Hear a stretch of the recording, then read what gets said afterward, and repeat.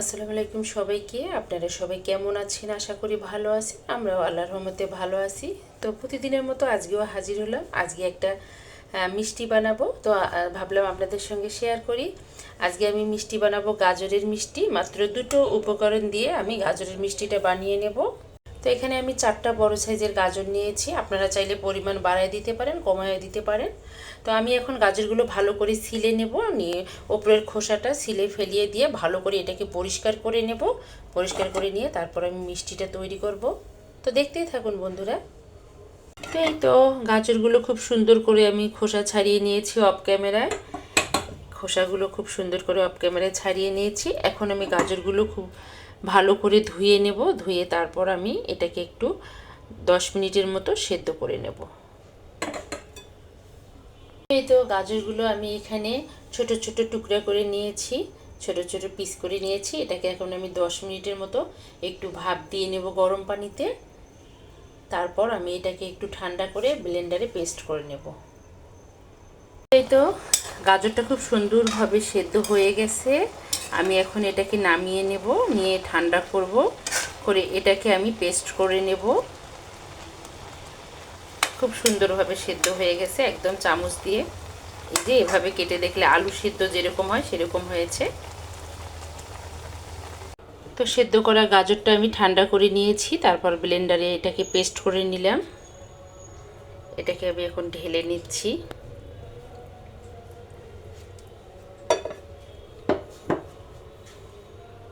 তো আমি এখানে একটা ফ্রাই প্যান বসিয়েছি। আমি এখানে দিয়ে দিচ্ছি পরিমাণ মতো ঘি। তো দুটো উপকরণ দিয়ে আমি মিষ্টিটা তৈরি করে নেব। এই জন্য আমি এখানে প্রথমে ঘি দিয়ে দিলাম। ঘিটা গরম হয়ে আসলেই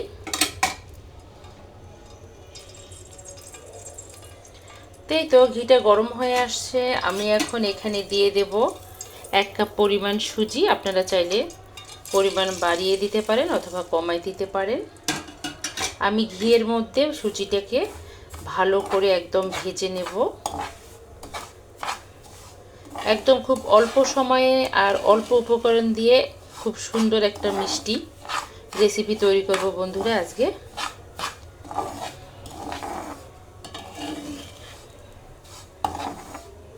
তো বরাবরের মতোই আমি একদম খুব সহজ সরলভাবে মানে সাধারণভাবে অল্প খরচে আমি যেসব রেসিপি তৈরি করি আপনাদের সঙ্গে শেয়ার করার চেষ্টা করি।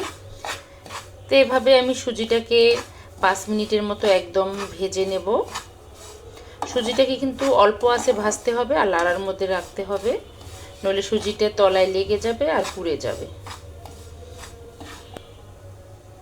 সুজিটা অলরেডি আমার ভাজা হয়ে গেছে। আমি এখন সুজির সঙ্গে অ্যাড করব চিনি 1 কাপ পরিমাণ।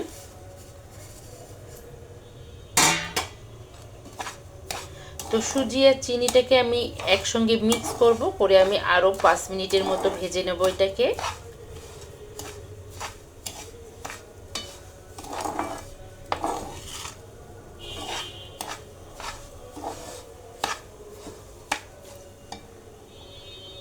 অলরেডি চিনিটা গলা শুরু হয়ে গেছে, গলে যাচ্ছে। তো এই পর্যায়ে আমি দিয়ে দেব গাভীর দুধ।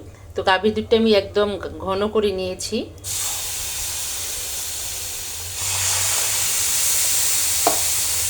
এটাকে এখন আমি ভালো করে একদম মিক্স করে নেব।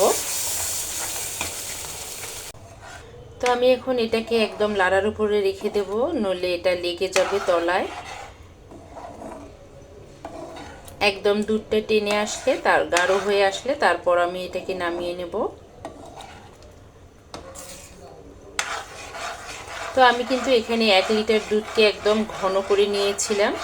নিয়ে আমি এখানে হাফ লিটার দুধ দিয়েছি। এখন গাভীর দুধটা আমি নিয়েছি, আপনারা চাইলে গুঁড়া দুধটাও দিতে পারেন। গুঁড়া দুধ পানির সঙ্গে একদম মিক্স করে তারপর দিলে হবে।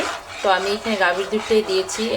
এটা যেহেতু মিষ্টি হবে ছানা ছাড়া, এজন্য আমি 1 লিটারকে হাফ লিটারের চেয়েও কম করেছি, একদম ঘন করে নিয়েছি।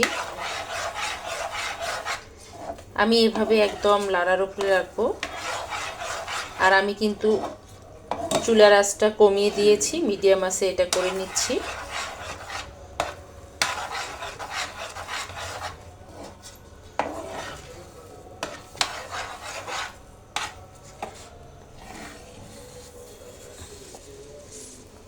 তো সুজিটা যেহেতু প্যানের গায়ে লেগে যাচ্ছে তার মানে হয়ে গেছে একদম। আর আমি কিন্তু অফ ক্যামেরায় আরও 1 টেবিল চামচ ঘি দিয়েছি যেন খুব সুন্দরভাবে এটা একদম হয়ে যায়। তো হয়ে গেছে, আমি এখন এই পর্যায়ে এটাকে নামিয়ে নেব।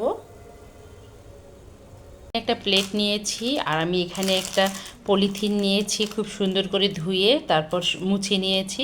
তো আমার কাছে যেহেতু ফয়েল পেপার নেই, আমি এই পলিথিনের মধ্যে সুজিটা দিয়ে দেব, দিয়ে এটাকে ভালো করে সেট করে নেব এভাবে।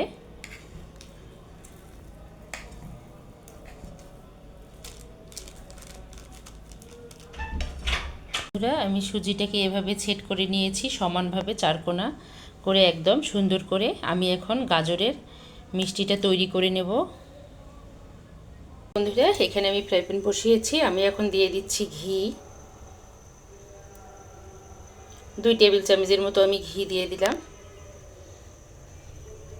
ঘিটা গরম হয়ে আসছে, আমি এখন ব্লেন্ডার করে নিয়েছি যে গাজরটা, এটা দিয়ে দিচ্ছি।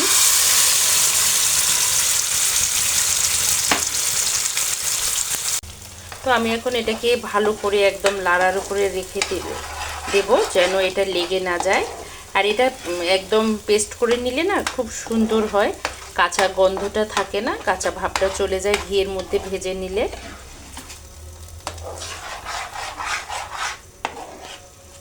তো আমি এখন এখানে দিয়ে দেব সাদা এলাচের গুঁড়াটা।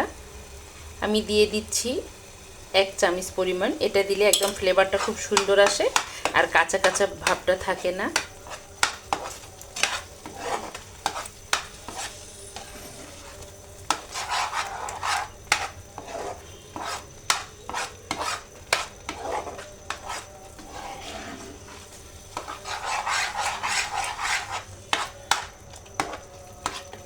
আমি এখন দিয়ে দেব এখানে গাভীর দুধ, আমি একদম গাঢ় করে নিয়েছি, 1/2 লিটারের মতো দিয়ে দিচ্ছি। আপনারা চাইলে অল্প দিতে পারেন, তবে স্বাদটা ভালো হওয়ার জন্য আমি একটু বেশিই নিয়েছি।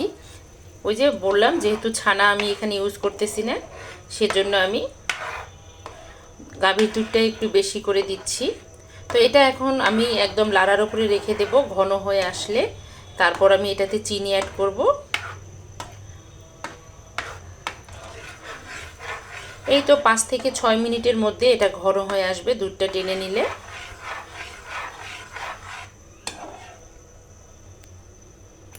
তো সামনে ওয়াজ হচ্ছে, এই জন্য শোনা যাচ্ছে। তো এই তো ঘন হয়ে আসছে, আমি এখন এ পর্যায়ে দিয়ে দেব এখানে গুঁড়া দুধ আর চিনি অ্যাড করে নেব একসঙ্গে। তো এটাকে ভালোভাবে একদম মিক্স করে নিতে হবে, যেন গুঁড়া দুধটা যেন দলা পেকে না যায়, এর জন্য ভালো করে একদম মিক্স করে নিতে হবে চিনি সহ। আর একটু ঘন হয়ে আসলেই আমি এটাকে নামিয়ে নেব।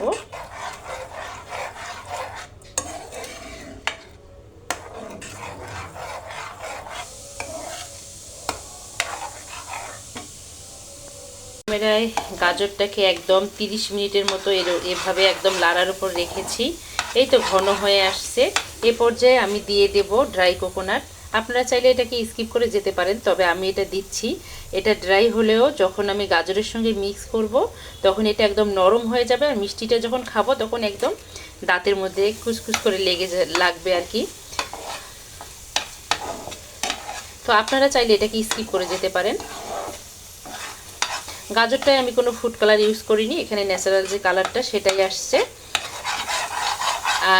এক একজন এক এক রকম করে বানায়, তো আমি যেভাবে বানাই সেভাবে আপনাদের সঙ্গে শেয়ার করতেছি। এটা ঘন হয়ে আসছে, আমি এখন নামিয়ে নেব। প্যানের গায়ে যেহেতু লেগে যাচ্ছে, তো আমি এখন এটাকে নামিয়ে নেব। তো আমি এখন গাজরটা এখানে সেট করে নেব সুজির ওপরে। তো গাজরটা আমি একটু নরম রেখেছি, কারণ সুজিটা আমি আগে দিয়েছি, শক্ত হয়ে যাবে, এ কারণে গাজরটা একটু নরম রেখেছি। গাজরের একদম গরম তাপে সুজিটা সেট হয়ে যাবে। তো এভাবে আমি একদম সমান করে একদম প্রত্যেকটা সাইড সমান করে নেব, নিয়ে এটা দিয়ে দেব।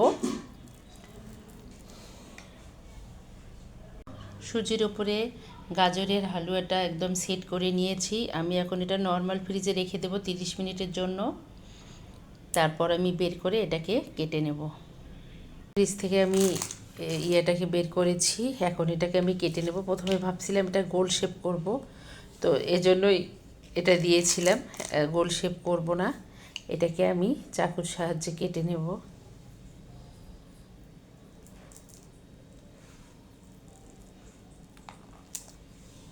এভাবে কেটে নেব। তো মিষ্টিগুলো কাটা হয়ে গেছে, আমি এখন নিয়ে নিচ্ছি, তুলে নিচ্ছি। এটা 2 লেয়ারের হয়েছে, দেখতে খুব সুন্দর হয়েছে। তো এগুলো এখন আমি তুলে নিচ্ছি একটা একটা করে। তো এই তো বন্ধুরা, মিষ্টিটা রেডি হয়ে গেল, একদম সুন্দর হয়েছে, দেখতে যেরকম লোভনীয় হয়েছে খেতেও দারুণ হয়েছে। এভাবে একবার ট্রাই করে দেখবেন, খেতে দারুণ লাগে। আর নারিকেলটা যেহেতু দেওয়া আছে, আর মুখে দিলে একদম গলে যাবে এরকম। তো আমার এই ছোট্ট ভিডিওটা যদি দেখতে দেখতে কোনো বন্ধুর ভালো লেগে থাকে, প্লিজ আমার চ্যানেলটাকে সাবস্ক্রাইব করবেন, অনার্স মমের সঙ্গে থাকবেন, লাইক কমেন্ট শেয়ার করবেন। তো সকল বন্ধুদের জন্য শুভ কামনা, সবাই ভালো থাকবেন, সুস্থ থাকবেন, এই দোয়া করি। আমাদের জন্যও দোয়া করবেন, আমরা যেন ভালো থাকি, সুস্থ থাকি। তো আজকে এ পর্যন্ত, আল্লাহ হাফেজ, আসসালামু আলাইকুম।